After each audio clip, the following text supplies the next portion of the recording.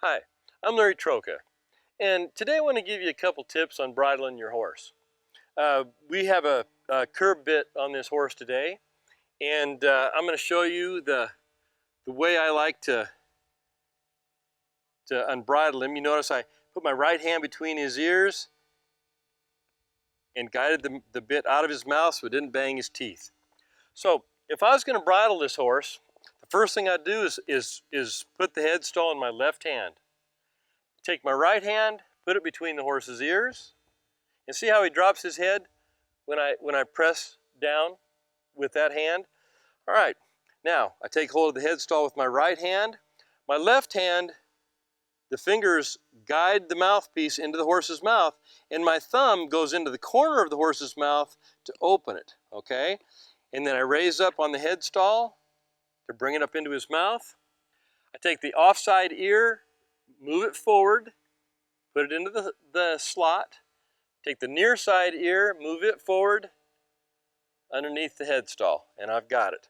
Now, the next thing I want to check is the adjustment, okay? The bit is up snug into the corners of the mouth. It's not tight, it's not stretching his mouth, and it's not loose. It's not hanging halfway down out of his mouth either. It's just up into the corners and snug. Now, some horses are going to work better with the bit a little higher in their mouth. Some horses are going to work better with the bit a little bit lower in their mouth, okay? Now, the next thing I want to check is the adjustment of the curb chain.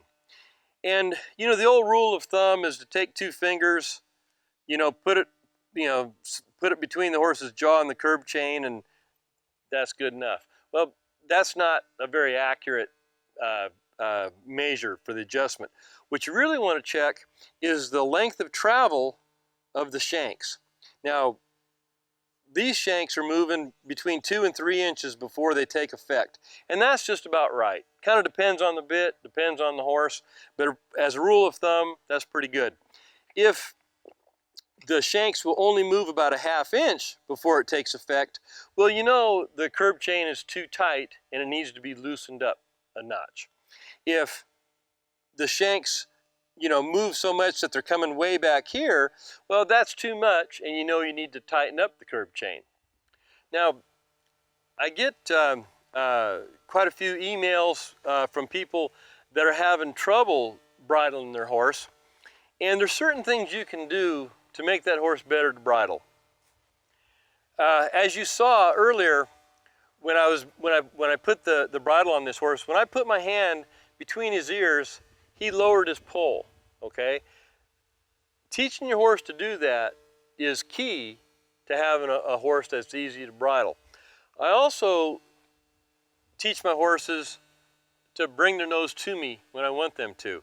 So between bringing their nose to me and lowering their poll, I can put their head wherever I want it to bridle them. So the first step in teaching your horse to do that is to take your fingers and your thumb, and you put it right behind the horse's ears, okay?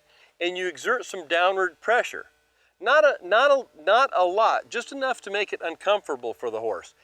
And if he moves his head down even a fraction of an inch, you release that pressure and pet him, okay? And then you go right back to it, put pressure, he drops his head a little bit, you release the pressure and pet him, until he understands that dropping his head off that pressure is what relieves that pressure, and he gets the reward. And pretty soon you'll be able to just put your hand up there and he'll just drop his head as much as you want. Same thing with controlling his nose. I'll take my fingertips and put it on the bridge of his nose, just on the opposite side of his nose. There's a little nerve that runs along there, and I just put a little pressure on that, not a lot.